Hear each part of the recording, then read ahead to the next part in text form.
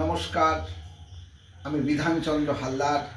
আমার নিজের লেখা কবিতার নাম মা কালী অ্যারেস্ট। কবিতার নাম মা কালী অ্যারেস্ট।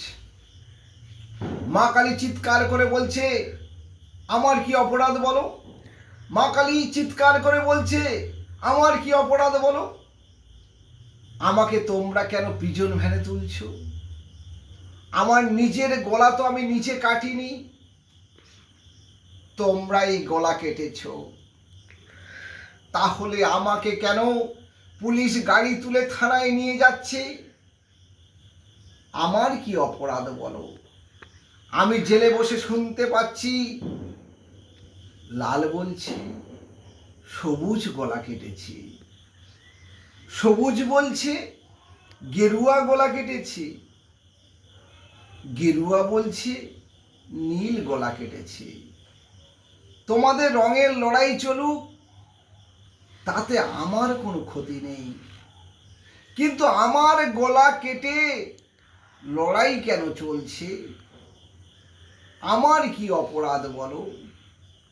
আমি তো 2-4 দিনের জন্য তোমাদের মর্তবাসীর সাথে দেখা করতে আসি, তারপর তো আবার স্বর্গে ফিরে যাব। আমি গলা কাটা অবস্থায় কি করে স্বর্গে মুখ দেখাবো বলো? মহাদেব আর বাড়িতে ঢুকতে দেবে না, আমাকে ডিভোর্স দিয়ে দেবে। তোমাদের লড়াই দিন রাত চলুক, কিন্তু আমাদের নিয়ে লড়াই বন্ধ করো, নইলে পৃথিবীটা ধ্বংস করে দেব। আজ আমি অ্যারেস্ট হয়েছি, কাল সরস্বতী অ্যারেস্ট হবে, পরশু মা দুর্গা অ্যারেস্ট হবে। এভাবে চলতে পারে না। শেষবারের মতো সাবধান করে দিলাম, নইলে গোটা পৃথিবী মানচিত্র থেকে উড়িয়ে দেব। তোমাদের ক্ষুধা ও তৃষ্ণা নিয়ে ভাবো, তোমাদের ক্ষুধা ও তৃষ্ণা নিয়ে ভাবো, ভাবো নরম গদি।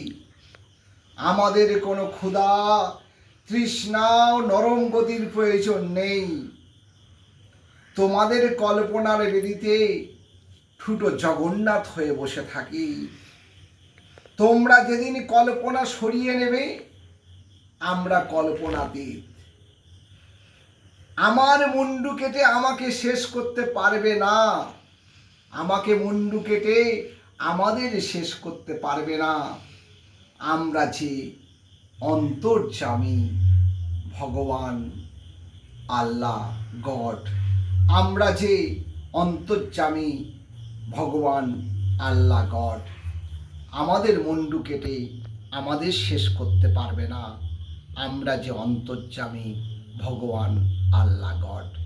নমস্কার, আমি বিধানচন্দ্র হালদার, কাকদ্বীপ শান্তিনিকেতন কবিতাকুঞ্জ।